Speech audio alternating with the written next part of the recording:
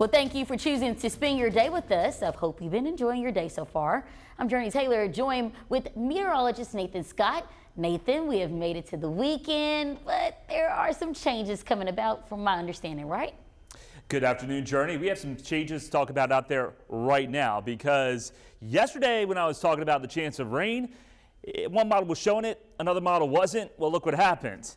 Yeah, there's rain in southwest Arkansas, and that's a pretty good batch of solid area of moderate to even heavy rain pushing its way through Arkadelphia, also into Nashville, Roston. That's headed towards Hot Springs, Mount Ida, maybe even Benton. So the chance of rain has gone up dramatically for this afternoon. And here it is, about 50% chance in southwest Arkansas. But especially if you're watching us to the west and southwest of Little Rock, you will have to deal with that solid area of rain pushing its way in from the south. Visible satellite, we're socked in with a lot of clouds. The temperatures are into the low 60s, and I think primarily we're going to be stuck into the 60s throughout the day because the clouds, they're not going anywhere. And with that chance of rain, that's going to keep the numbers below 70 degrees. So we'll go for highs into the mid to upper 60s, but some locations could stay into the mid 60s. This is just the start of wet weather that will continue into parts of the weekend. More on that forecast coming up. In a THV 11 update, the State Board of Corrections voted in favor of a new 3,000-bed prison in Franklin County earlier this morning, something some residents are strongly opposed to. State leaders said the facility will provide more prison space within the state and provide more job opportunities for residents. The prison has a price tag of nearly $3 million. We'll keep you updated as we get more information. President-elect Donald Trump has made his first selection on who he would like to join him in his new administration. Nicole Skanga has more details from the White House. The Ice Maiden, we call her the Ice Maiden. President-elect Donald Trump has chosen campaign manager Susie Wiles to be his White House chief of staff. Wiles becomes the first woman to ever serve in the post.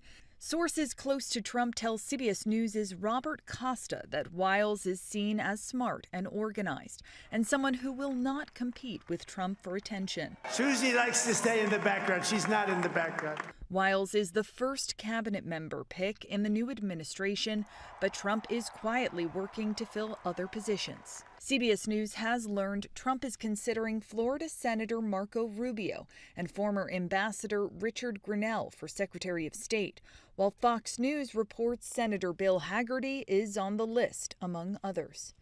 Trump is also preparing details of his mass deportation plan for undocumented immigrants, a policy which some estimate could cost billions. Trump told NBC News, quote, "We have no choice. When people have killed and murdered, they're not staying here. There is no price tag." Trump previously vowed to begin carrying out the widespread deportations on his first day in office. Nicole Skanga, CBS News, the White House.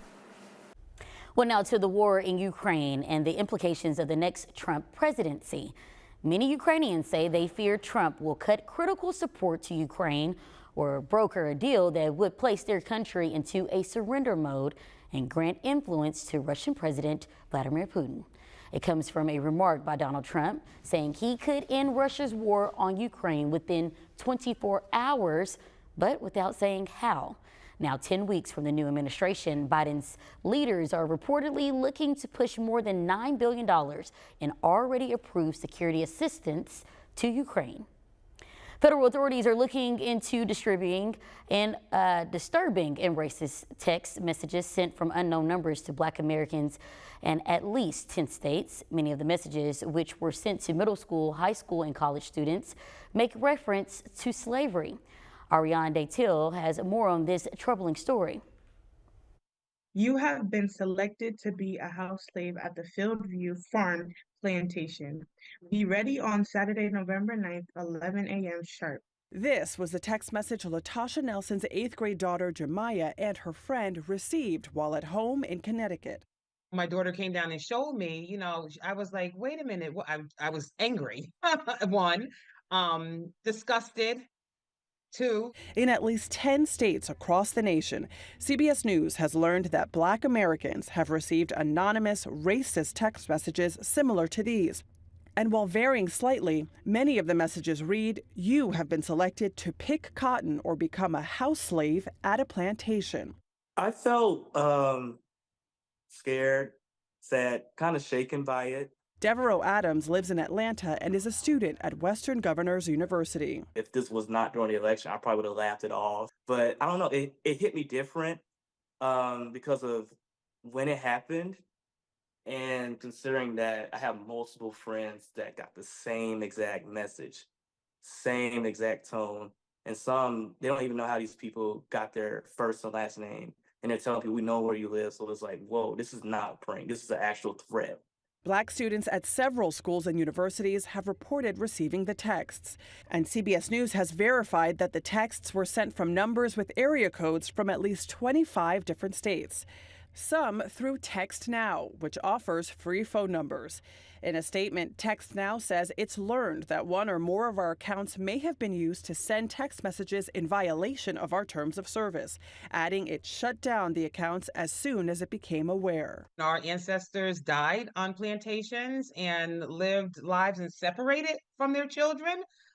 They didn't say they're coming to get all of us. They're saying you talk about coming to get my child, right? Removing my child from me to bring her back to something that's not even legal, never going to happen. And how dare you even send it to her? How dare you even think that that's something that would be funny to anybody? Our CBS News Confirmed team was able to reach one of the people who sent one of those text messages from a Fort Wayne, Indiana area code. That person said the message was a prank before abruptly ending the call. The Federal Communications Commission is investigating along with state and local law enforcement, but it is still unclear who is behind this and how all the contact information was obtained. Adriana Diaz, CBS News, New York. Well, in a THV 11 update this morning, people commuting into Little Rock from cities like Jacksonville or Cabot will be driving on a new highway. Well, sort of. Well, 167 has a new name today, Interstate 57. On Thursday, ARDOT celebrated the official designation of 110 miles of 4-lane highway from North Little Rock to Walnut Ridge.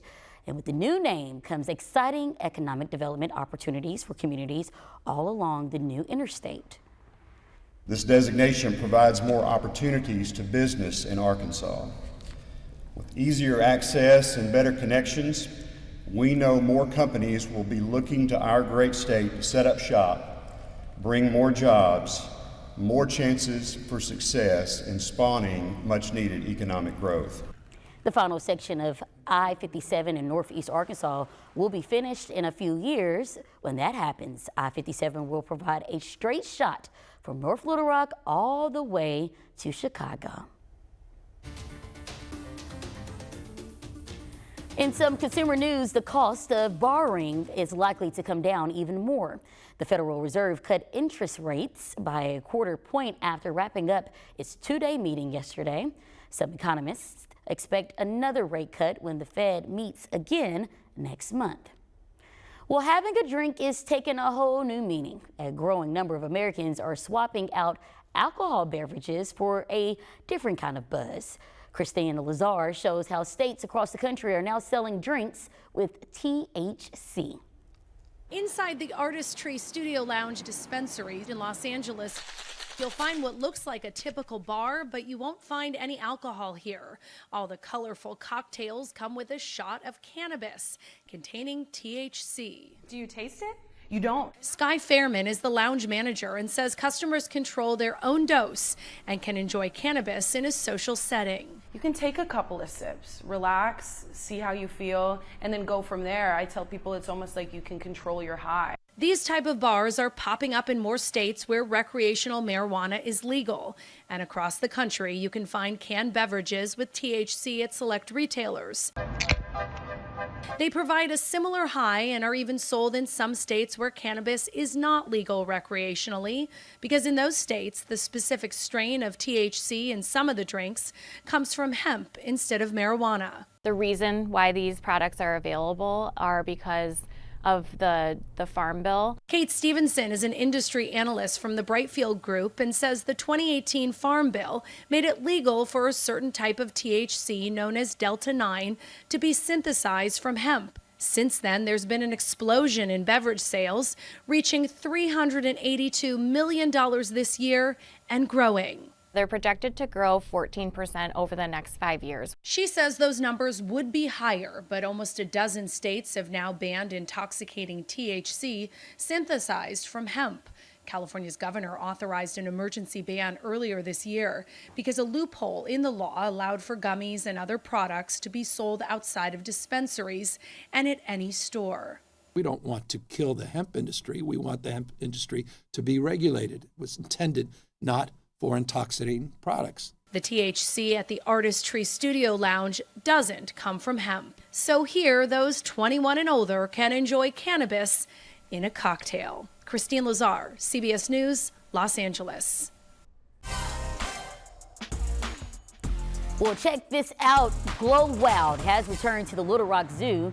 The tradition brings 45 nights of spectacular displays ahead of the holidays. Chief Meteorologist Tom Brannon joined them at the zoo last night for its opening and caught up with zoo officials to hear more about this must-see event. We had great areas in the past. This year we have even better areas. We have Animal Kingdom, Under the Sea, and Mystic Marvels. We have about 45 lanterns, about the same that we had last year, but a lot of them are much bigger. Well, along with a great exhibit, there is food and sweet treats available. And if you're into it, there are also adult beverages for sale. Thousands of people are evacuating their homes due to a massive mountain wildfire in California. More on where things currently stand coming up. And if you have plans to head to any high school football games out there this evening, take the rain gear and be prepared for wet benches. We're going to have the opportunity of scattered showers, maybe a few rumbles of thunder going through the afternoon into the evening hours, and the wet trend will stick around for the weekend. I'll have that full weekend forecast coming up.